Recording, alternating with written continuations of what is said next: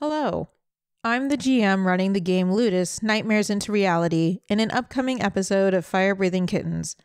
This is a brief introduction to the game's mechanics to help familiarize our players and listeners with the game before we play.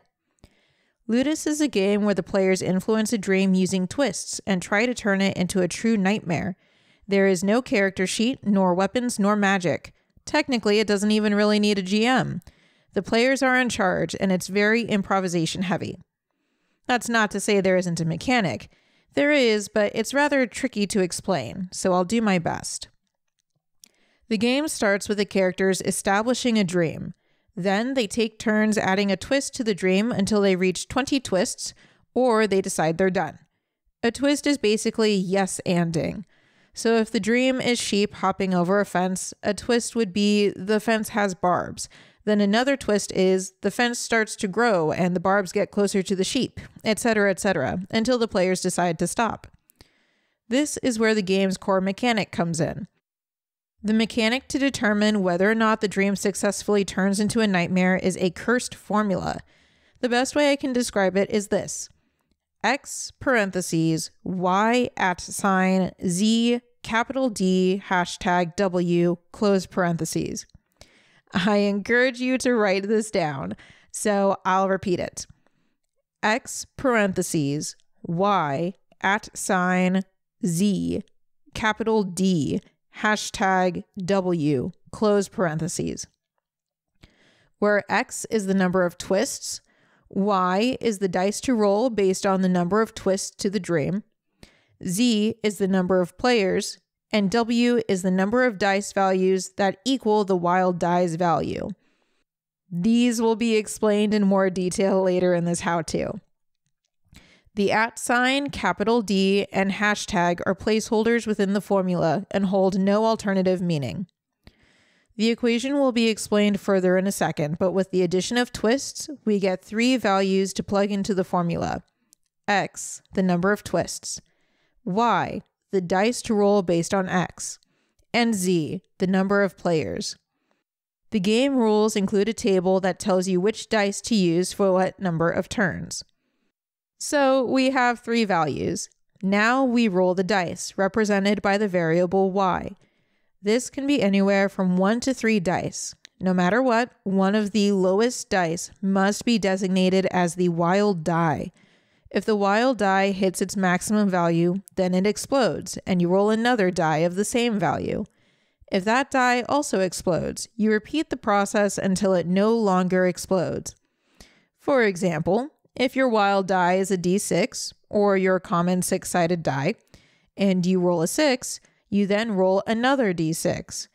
If that die also rolls a 6, you roll another D6, etc., until you don't roll a 6. Next, you sort the dice from lowest face value to highest face value, going from left to right. Count the number of dice that have the same face value as the wild die, including the wild die itself.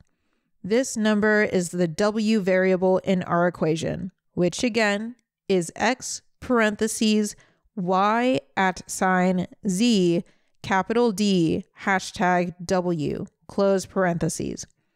We've finally finished writing our equation. Now we have to resolve it. Starting with the lowest die, count from left to right the number of dice equal to our W variable. The die you land on is the number of rounds you have to do things in the Ballad section. More on that in a bit. Next, starting from the highest die value, count from right to left the number of dice equal to the Z variable. Add up the face values of the dice you counted. This sum is the success value. Now, compare your success value to the number equal to your X variable. If the success value is greater than X, the dream is twisted into a true nightmare. If the success value is less than X, the dream gets weird, but resolves as a dream normally would. After the resolution of the success value, we move into the Ballad section. This is where the dream fully manifests into a failed or true nightmare. The players go around taking turns describing what happens, again using yes and to craft the nightmare. This yes and is known as a verse in the ballad section, rather than a twist like it was in the dream section. A round is made up of each player contributing one verse, and the entire ballad section has a number of rounds equal to the W variable. The nightmare should be a full story that resolves at the end of the last round. And that's how you play Ludus. In the game I'm running, the players will need to make 3 true nightmares to succeed in their quest. Before we begin play, though, we'll also go over player comfort and safety. I don't want any of our fellow fire-breathing kittens to feel overly uncomfortable, and this game has the potential for disturbing stuff to arise. We'll be talking about lines, veils, and X cards before we play. Lines are firm boundaries. Any topic that is a line for a player won't be brought up, period.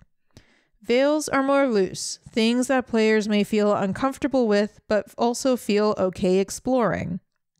X cards are for players to use if those veils are explored and they don't like how it makes them feel. Anything that is X carded will be treated as a line, and the subject will be dropped. For anyone playing with me, I encourage use of the X card. You're the only one who knows your boundaries, so please share them if you're truly discomforted. We're all friends here. Well, that should do it. I hope this was a helpful guide to understanding the game of Ludus, Nightmares into Reality. If you're interested in playing this game, I hope you listen to the upcoming episode. Let us know what you think of it. Thanks for listening. Bye.